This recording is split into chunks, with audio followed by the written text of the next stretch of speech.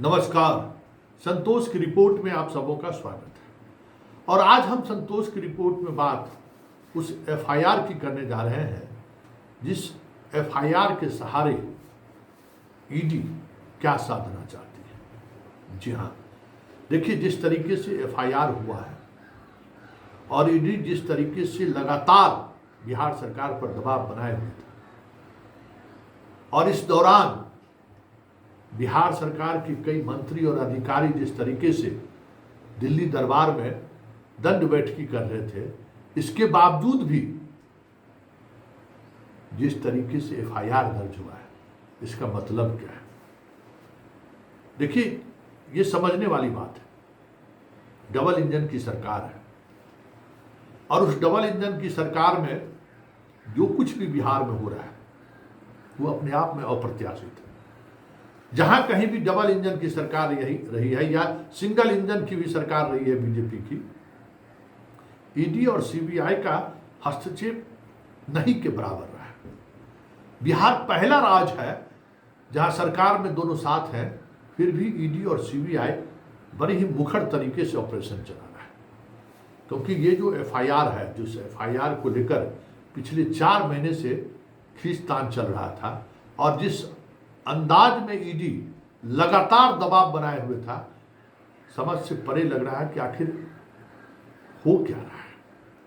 क्योंकि मुझे जो खबर है उस खबर ये भी है कि लगातार दिल्ली में लोग दंड बैठकी किए कि ये एफआईआर नहीं हो, ईडी दबाव नहीं बनाए, फिर भी ईडी ने दबाव बनाकर ये एफआईआर करा दिया।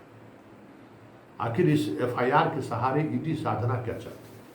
क्योंकि देखिए, ईडी का जो कामकाज का तरीका है या सीबीआई जो कामकाज कर रही है पिछले 10 वर्षों से या पहले भी, हाई कोर्ट इसी, सुप्रीम कोर्ट इसी, थोड़ी उनको तोता का है। जो कामकाज कर रही है उसमें बहुत कुछ ओपन रहता है, समझ में आ जाता है कि ये कार्रवाई क्यों हो रही है। लेकिन ये बिहार में जो कार्रवाई हो रही है, क्योंकि देखिए, जिस विभाग को ईडी ने निशाने पर लिया है या जिस विभाग के खिलाफ ईडी ने साक्ष्य के साथ बिहार सरकार को सबूत भेजा है, वो विभाग सिर्फ जदयू का ही नहीं है, बीजेपी का भी विभाग है। सिर्फ जदयू के मंत्री ही जद में नहीं है, बीजेपी के मंत्री भी जांच के जद में।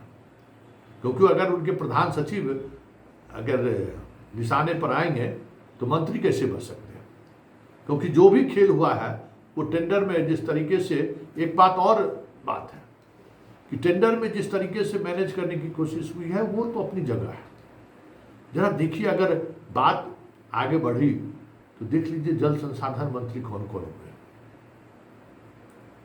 नगर विकास मंत्री कौन कौन हुए,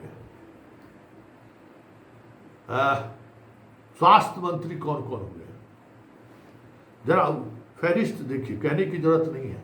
और उस विभाग के प्रधान सचिव कौन कौन हुए, भवन निर्माण विभाग के मंत्री कौन कौन हुए, और उस विभाग के मंत्री और सेक्रेटरी कौन हुए। ये सारे डिपार्टमेंट ऐसे हैं जिसके मंत्री दोनों दल के कद्दावर नेता रहे हैं, और वो सारे कद्दावर नेता ईडी के जद में हैं। और अगर जांच हो गई तो समझिए बिहार की राजनीति में जो एक कह सकते हैं ना कि एक कद्दावर नेताओं की जो एक टोली है ना, वो सारे के सारे लोग बेऊर जेल में दिखने लगे तो कोई बड़ी बात नहीं। तो ऐसे में सवाल उठना लाजमी है कि आखिर ईडी इस स्तर पर कार्रवाई करने के लिए आमादा क्यों है? क्या चाह रहा है ईडी, या क्या मंशा क्या है ईडी का, या फिर जो ईडी के सहारे बिहार को साधने की कोशिश में लगे हुए हैं उनकी मंशा क्या है? क्योंकि देखिए, ये सारी चीजें ऐसी हैं कि कहीं न कहीं 2025 में बिहार साधने की रणनीति तो है कि बिहार इस बार नहीं तो कभी नहीं। मतलब ये चीजें तो साफ दिख रही है कि बिहार साधे बगैर जो उनकी महत्वाकांक्षा है या फिर एक जो ख्वाहिश है बीजेपी और संघ का, वो इस बार अगर नहीं हुआ तो फिर कभी नहीं होगा। तो फिर उसका इससे क्या कनेक्शन है? क्योंकि देखिए, ये सिर्फ कनेक्शन यहीं तक नहीं है, कनेक्शन रामविलास पासवान तक भी पहुंचा है। संजीव हंस उनके सचिव थे, सहायक थे। उस दौरान जो डील हुई है उसको लेकर भी एक FIR दर्ज हुआ है।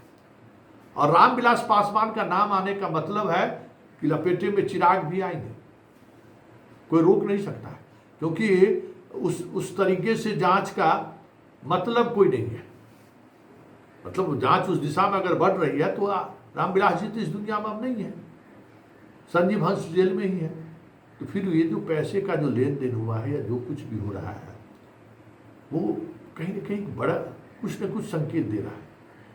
और उससे भी बड़ी बात यह है, और उससे भी बड़ा संकेत यह है, ईडी और कहीं ना कहीं ये चाह रही है कि संजीव हंस सरकारी गवाह बन जाए और जो कुछ भी जानकारी है वो कोर्ट में कह दे। मतलब अगर ऐसा होता है तो पूरे बिहार की राजनीति में जो एक पॉलिटिकल स्पेस में जितने लोग दिखाई दे रहे हैं, हमें लगता है कि कोई नहीं बचेगा। मतलब पूरा समझिए कि एकदम सर्जिकल स्ट्राइक हो जाएगा। मतलब दूर दूर तक को जितने नेताओं को आप देख रहे हैं ना, एक भी नेता आपको दिखाई नहीं देगा, एक भी नेता आपको दिखाई नहीं देगा। आप सोच लीजिए, ये कल्पना से मतलब हम खुद समझ नहीं पा रहे हैं कि आखिर इस स्तर पर कार्रवाई की बात क्यों चल रही है। क्या अभी भी बिहार को लेकर कुछ चीजें चल रही है? क्योंकि मसला सीट शेयरिंग भी है, मसला नीतीश के 120 सीटों पर अड़े रहने का भी है। तो क्या ये सारी चीजें, ये सारी कवायद नीतीश को लील डाउन कराने की तो नहीं है? कि आप लील डाउन अगर नहीं किए तो जितने आपके चहेते ऑफिसर्स हैं, जितने चहेते आपके पार्टी के नेता हैं, सबों को हम बेऊर भेज देंगे, ये दबाव तो नहीं है? या फिर नीतीश जिस तरीके से FIR दर्ज करने की अनुमति दिया है, नीतीश ने मन बना लिया है कि कुछ भी हो जाए, जो भी जाए, हम समझौता करने के मूड में नहीं है। दो सवाल है, और ये दोनों सवाल बार बार ये दिखा रहा है कि कुछ न कुछ चीजें बिहार को लेकर चल रही है। चिराग का बेचैनी कि हम केंद्र छोड़कर बिहार आएंगे, ये भी सहज नहीं है, ये संयोग नहीं है, ये बड़ा प्रयोग दिख रहा है। फिर प्रशांत किशोर का लगातार बयान कि उनको छोड़ के आ जाना चाहिए और यहाँ इनको बैठना चाहिए, बिहार की राजनीति में उनको आगे बढ़ना चाहिए।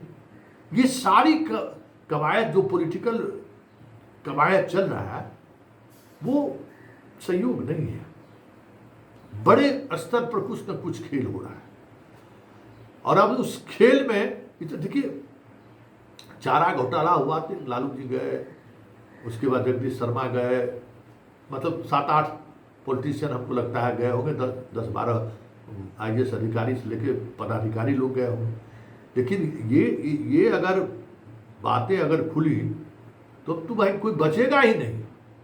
अब सोच लीजिए ना, जल संसाधन विभाग, भवन निर्माण विभाग, स्वास्थ्य विभाग, कोई बचेगा? नगर विकास विभाग, कहीं कोई बचने वाला है? उसके बाद बचे यही सब विभाग के तो मंत्री सब हाई प्रोफाइल मंत्री रहे हैं, तो कोई बचेगा? तो देखिए आगे आगे होता है क्या। लेकिन इतना तय है कि नीतीश कुमार, जो हाल के दिनों में जो नीतीश कुमार का जो कॉन्फिडेंस वापस लौटा है, या यूं कहे नीतीश कुमार जिस तरीके से अब फ्रंट फुट पर खेलना शुरू कर दिए हैं, हमें लगता है कि नीतीश ने ये मन बना लिया है कि अब जिन्हें जाना है जाएं, जिन्होंने जो किया है उसका भोग भोगे, अब हम उनके लिए खड़े होने की स्थिति में नहीं है। ये लगता है कि नीतीश ने तय कर दिया है, तभी ये सारी बातें हो रही हैं। क्योंकि कहीं न कहीं यही सब तमाम चेहरे हैं जिन चेहरों को दिखाकर नीतीश कुमार को इंडिया गठबंधन से बाहर लाने में साहब कामयाब हुए थे। समझ गए? बात वहां तलक है। और ये चीजें 4 महीने से, जनवरी से ये चीजें चल रही थी। संजीव हंस के जेल जाने के बाद 4 महीने से ये चीजें चल रही थी, और इस 4 महीने के दौरान बड़े बड़े मंत्री लगातार दिल्ली आना जाना लगा हुआ था। फिर भी बात नहीं बनी, या फिर जो बात बनाने की कोशिश हो रही थी उसके लिए नीतीश तैयार नहीं हुए। तब देखना ये दिलचस्प होगा कि इस महाभारत में कौन किसके साथ खड़ा होता है ये भी देखने वाली बात होगी। और इस युद्ध में बचकर कौन निकलता है, क्योंकि युद्ध ये एफआईआर अपने आप में एक बड़ा युद्ध है करप्शन के खिलाफ। और उस युद्ध का नायक कौन है और खलनायक कौन है कहना मुश्किल है, लेकिन इस युद्ध के सहारे अगर युद्ध वाकई में सर जमीन पर उतर गया तो समझिए पूरी बिहार की राजनीति जो है ना, मतलब पूरी राजनीति का शुद्धिकरण हो जाएगा।